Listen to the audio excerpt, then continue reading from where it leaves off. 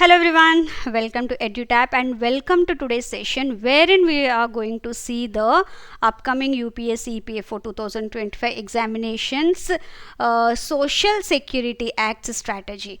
Now when we look at this Social Security Acts, these are again one of the important topics I should say for the UPSC EPFO examination, जिसमें से at least 4 to 5 questions are asked out of 120 questions and अच्छा weightage ही है because when compare to other topics and when we look at the kind of preparation that is required, बहुत ही basic preparation के साथ आप इसको clear कर सकते हैं. And moreover, since you are going to apply, you are aspiring to work with an organization वो जो खुद प्रोविडेंट फंड का है, तो डेफिनेटली उसमें one of the social securities act जो है प्रोविडेंट फंड का एंड देन इंश्योरेंस का, ये आपको जानना बहुत ज़रूरी है. ठीक है. And with this introduction and importance that you have seen कि आप खुद जिस ऑर्गेनाइजेशन में काम कर रहे हो उसी का सब्जेक्ट आपको करना है.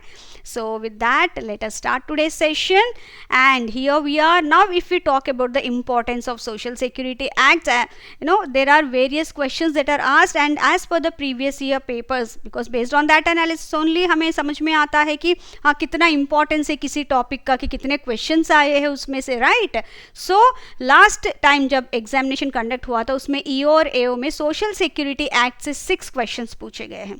6 मतलब इसमें again match the following में भी जो individual social security acts related options है वो भी मैंने इसमें कंसिडर किया है, बिकॉज मैच द फॉलोइंग में तो उसमें से आंसर आपको बताना पड़ेगा उस पर्टिकुलर एक्ट का जो भी प्रोविजन के अगेंस्ट क्वेश्चन पूछा गया है.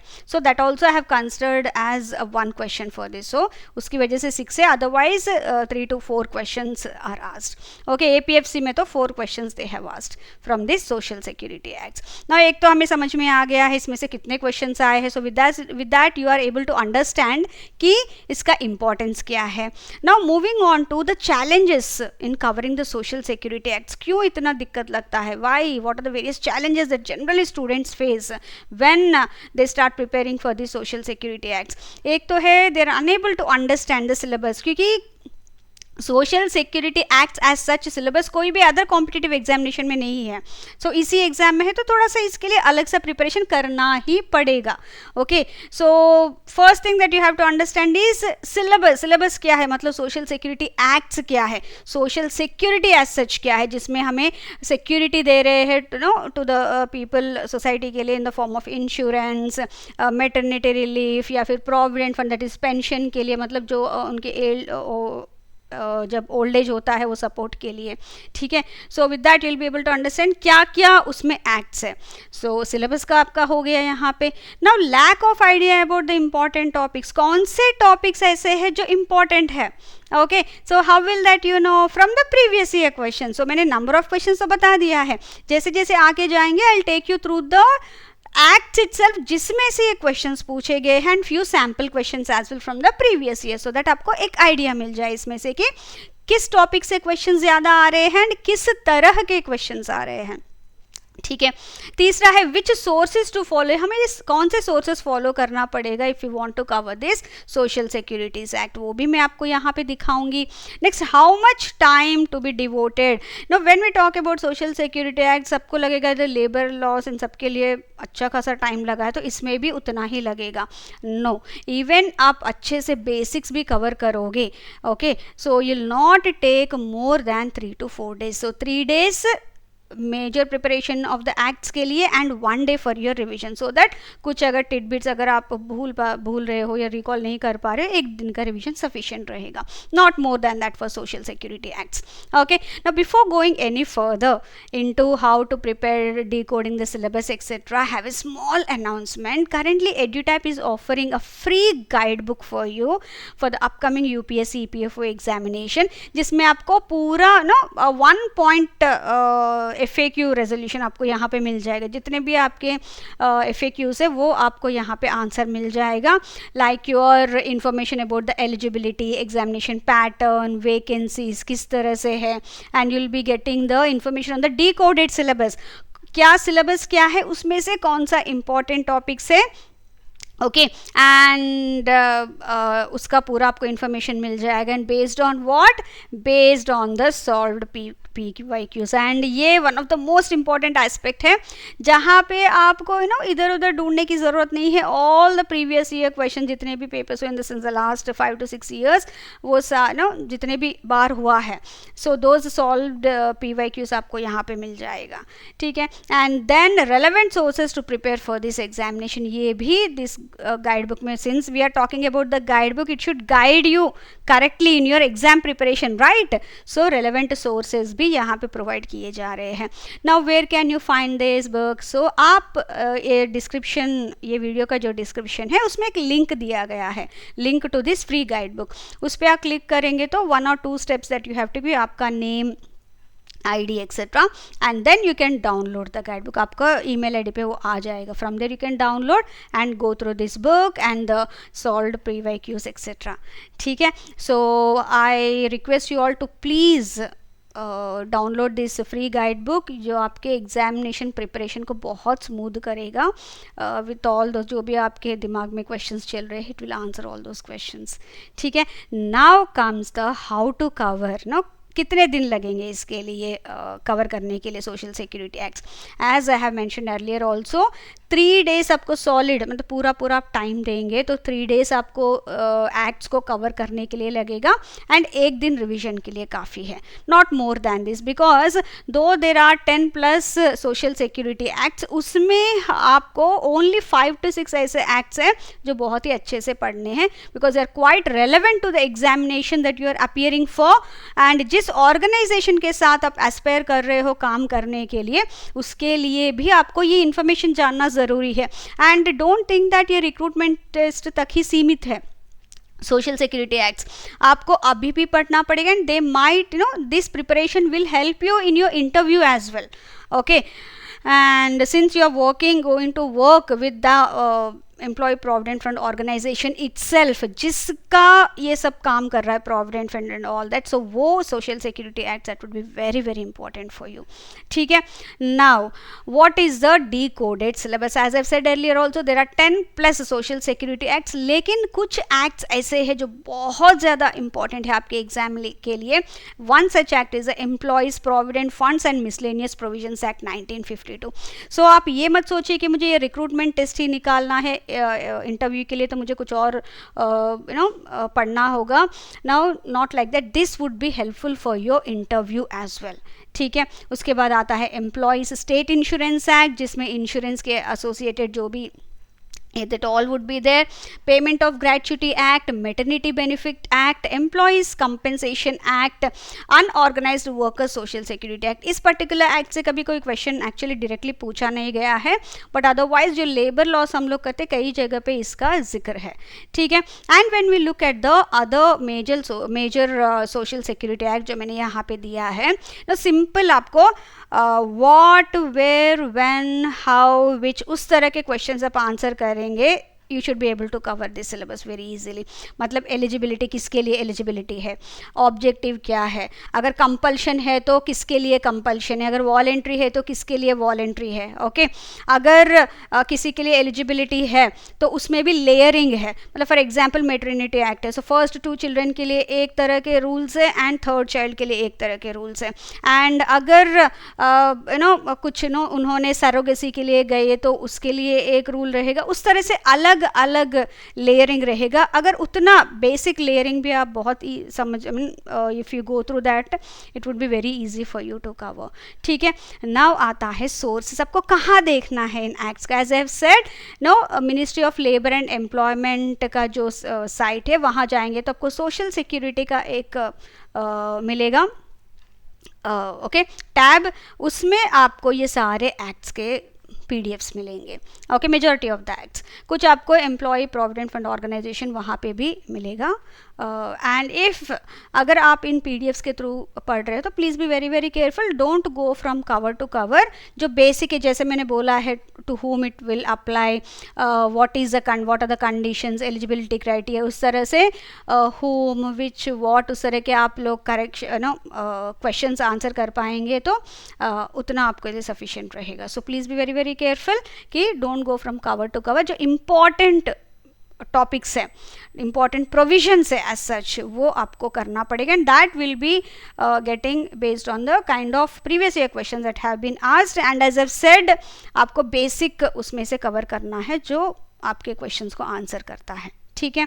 Now covering this syllabus in 3 days and what are the important topics. Earlier मैंने बोला है कि इसमें 6 questions पूछे गए, जिसमें मैंने ये भी बता दिया है कि मैच द फॉलोइंग जैसे questions में मैंने काउंट कर लिया है. In that otherwise 4 questions or 5 questions they have been asked. So E और AO में 6 questions and APFC में 4 questions they have asked.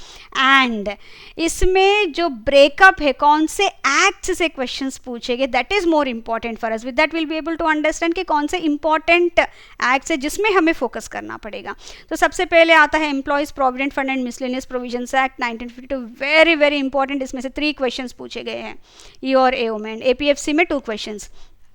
अभी हमारे लिए कोई ईओ और एओ एपीएफसी के लिए अलग अलग रिक्रूटमेंट टेस्ट नहीं है, एक ही पेपर है.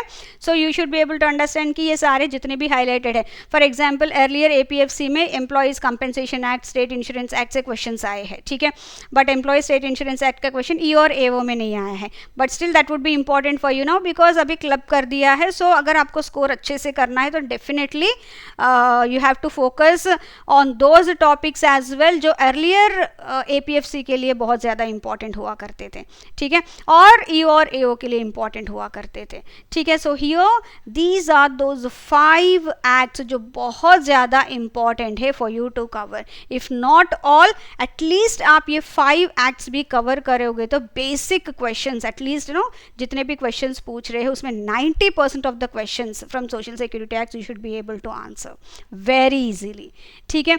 So as I said 3 days आपके लिए सफिशिएंट रहेंगे +1, and in each of this acts as I said earlier also आपको बेसिक क्वेश्चंस एंड प्रोविजंस आपको कवर करने पड़ेंगे, लाइक एलिजिबिलिटी क्राइटेरिया, अगर कंपल्शन है तो क्यों है, वॉलंटरी है तो किसके लिए है, एंड लेयरिंग जो है जो एलिजिबल वाले है उसके लेयरिंग, एंड सबसे इंपॉर्टेंट है अगर मैटरनिटी बेनिफिट एक्ट है, मैटरनिटी बेनिफिट किस तरह से मिलेगा, अगर इंश्योरेंस एक्ट है किस तरह से मिलेगा, ग्रेच्युटी एक्ट है कितना मिलेगा, किस तरह से मिलेगा.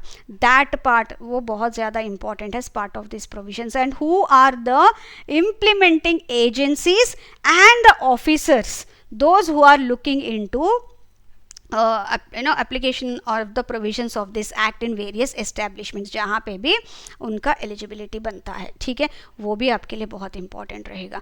सो first thing the act itself, उसके बाद कहाँ कहाँ किस तरह से किसको क्यों एंड ऑल दैट लागू होगा वो, एंड कौन इसको कर रहा है, किस तरह से कर रहा है, किस तरह से उसको इम्प्लीमेंट कर रहा है.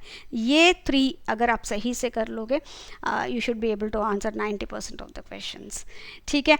नाउ अगर आप बोल रहे हो कि मैंने बताया है कि इस तरह से कवर करना है तो किस तरह के क्वेश्चंस आए हैं, बेस्ड ऑन दैट ओनली मैंने भी एनालिसिस करके बताया होगा, राइट. सो किस तरह के क्वेश्चंस आए हैं, so let's have a quick look at the questions itself. Now match list 1 and with list 2 and select the correct answer using the code given below the list. As you can see here, list 1 में provision है of that particular act and list 2 में the act itself is there. and इसमें आप देख सकते हैं ये दोनों labor law से है and ये दोनों social security act से है, मतलब दोनों ही questions में. तो मैंने इनको individual questions की तरह count किया है here for this act as well, this act, this act, this act. so एक question एक है लेकिन मैंने इसको 4 times count किया है because अगर industrial employment standing orders act से ही ये क्वेश्चन बना है तो ऑब्वियसली वहाँ के लिए ये एप्लीकेबल रहेगा उस तरह से, ठीक है. सो यहाँ पे आप देख सकते हो रिकवरी ऑफिसर, जहाँ पे भी प्रोविडेंट फंड का डिपॉजिट करना पड़ता है एम्प्लॉयर को, अगर नहीं किया है तो recovery officer is the one who looks into that कि उसको किस तरह से रिकवर करना है, उनसे क्या दिक्कत है and all that. So here this would be the recovery officer. Compulsory insurance, जहाँ पे भी ग्रेच्युटी एक्ट का होता है वहाँ पे कंपल्सरी इंश्योरेंस का होता है. So here it is scheduled employment. Minimum wages act में किस तरह के इंडस्ट्रीज, किस तरह के एस्टैब्लिशमेंट्स, किस तरह के type of employments are under this, उसका एक शेड्यूल में आता है. So that is what has been asked here. So again basic किसके लिए एप्लीकेबिलिटी है and all that, okay. And कौन अप्लाई कर रहा है, मतलब कौन इसको इम्प्लीमेंट कर रहा है, किस तरह से मॉनिटर कर रहा है, not implement I should say monitoring etcetera, वो एम्प्लॉय प्रोविडेंट फंड का क्वेश्चन आ गया है. सो बेसिक प्रोविजन क्या है, कंपलसरी इंश्योरेंस है, तो वो आ गया है यहाँ पे. सब्सिस्टेंस अलाउंस ये आता है हमारा industrial employment standing orders act में. अगर किसी को कुछ निकाल दिया है तो किस तरह से उनको सब्सिस्टेंस अलाउंस मिलेगा.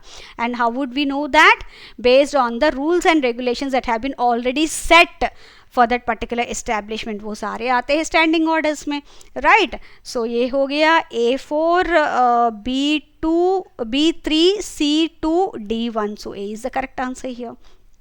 सो बहुत बेसिक से क्वेश्चन है ये. Moving on to our next question. As per the provisions of the Maternity Benefit Act 1961, the maximum period for which a female employee shall be entitled to leave with wages as maternity benefit for giving birth to the third child is, मैंने पहले बताया, layering. जब भी कोई provision होता है, okay, one of the basic provision is eligibility. Okay, eligibility के बाद क्या क्या उनको उसमें मिलेगा, what is that they are going to get as part of this benefit. Benefit act है तो कुछ तो बेनिफिट्स मिलेंगे. ओके, बेनिफिट्स मिल रहे हैं, किसको मिलेगा, दैट इज़ फीमेल एम्प्लॉय को मिलेगा जब भी वो कंसीव होती है, जब भी वो कैरिंग करती है. And after that layering again, first 2 children के लिए एक रूल है एंड थर्ड चाइल्ड के लिए एक रूल है. तो थर्ड चाइल्ड का क्वेश्चन पूछा गया है, फॉर देम ओनली 12 वीक्स मिलता है, ठीक है. So that is what they have asked. So layering जो है वो भी आपको देखना पड़ेगा for the basic provision. Maternity benefit है तो मेटर्निटी बेनिफिट का बेसिक प्रोविजंस के अंडर आता है ये, राइट. सो वो यहाँ पे दिया गया है. अगेन थोड़ा सा I shouldn't say in depth question, basic ही है, बट अगेन लेयरिंग से सेकेंड या थर्ड लेयर से पूछा गया है. Moving on to our next question. What is the minimum number of employees employed by an establishment functioning without the aid of power and is registered with the Cooperative Societies Act 1912 that shall require it to come within the purview of the Employees Provident Funds and Miscellaneous Provisions Act 1952. ठीक है.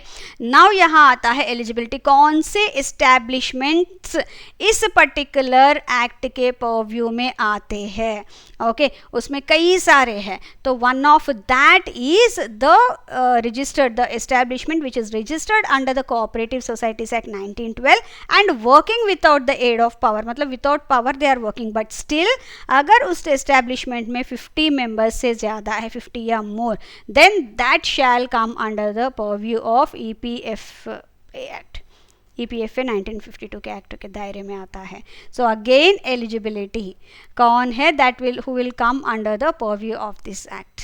सो उसमें जो भी 3-4 conditions है वो सारे यहाँ पे कवर्ड होंगे. So as again I am reiterating my point, अगर basics what, how, which, where, why type के क्वेश्चंस भी आप आंसर कर पाओगे, सो 3 to 4 पे जो भी 4 to 5 क्वेश्चंस में 3 to 4 क्वेश्चन से बहुत आराम से आप इजीली निकाल लोगे, ठीक है. सो I really hope that you like this session. Before winding up, छोटा सा announcement है from EduTap, wherein they are offering various courses for all those students who are targeting for the UPSC EPFO 2025 examination, be it APFC और EOR AO 2025. So इसमें 3 तरह के courses इन्होंने launch किए हैं based on the requirement of the students. एक तो है master course, ये उन बच्चों के लिए है जो चाहते हैं कि पूरा they should have one point source of content, mentoring everything at one place. So that would be master course, wherein you will be getting the content of all the subjects, जो भी questions, जो भी subjects covered है इस exam के लिए, in the form of PDFs, in the form of videos, in the form of live sessions, in the form of chapter quizzes, everything you will be getting here. And moreover, icing on the cake की तरह आपको एक strategy session में मिलेगा every week from Kuldeep sir, to help you in strategizing on how to utilize this all this content for your exam preparation. No दूसरा आता है special subjects course, जैसे कि we all know that UPSC EPFO के examination में कुछ ऐसे subjects हैं जो किसी और कॉम्पिटिटिव एग्जामिनेशन में कवर्ड ही नहीं है, ठीक है. सो उसके लिए आपको एक्सक्लूसिवली कवर करना पड़ेगा. एंड कुछ बच्चों का ऐसा रहता है कि ठीक है हम कवर कर लेंगे, कुछ को रहता है ठीक है हमें तो कोर्स इसके लिए चाहिए, कुछ कोचिंग चाहिए, मेंटरिंग चाहिए. For that is the special subjects course like your IR and LL, industrial relations and labour laws, social security act, polity etcetera, जो कहीं और नहीं पढ़ा है, there you can get, here you can get it exclusively. So one thing and again इसमें भी आपको the content would be provided in the form of PDFs, videos, live classes, chapter quizzes, etc. Now moving on to a third kind of course that is being offered currently, that is a test series. Now ये उन बच्चों के लिए है जो already उनका preparation हो गया है या फिर दूसरी बार दे रहे हैं but still they want some practice questions, और पहली बार ही दे रहे हैं लेकिन उनका एक रियल एग्जामिनेशन फील चाहिए, that kind of mock test, वो level and all that. So उनके लिए this would be the best option. यहाँ पे आपको जो भी टेस्ट क्विजेस मिलेंगे that would be they will take you through as if you are giving the real exam. उस तरह का लेवल भी मेंटेन करेंगे, उस तरह का प्लेटफॉर्म भी आपको देंगे सो दैट आपको एक रियल एग्जामिनेशन का फील हो एंड प्रैक्टिस भी हो जाए. So with this I am winding up and I wish you all the best, very success in your preparation and thank you very much कि आप इतने पेशेंटली यहाँ तक वेट किए. Thanks a lot and if you have any queries you can always write to us on these email IDs, or you can reach out to us on this phone number. Thank you very much once again. Please take very good care of yourself. Thank you. Bye bye.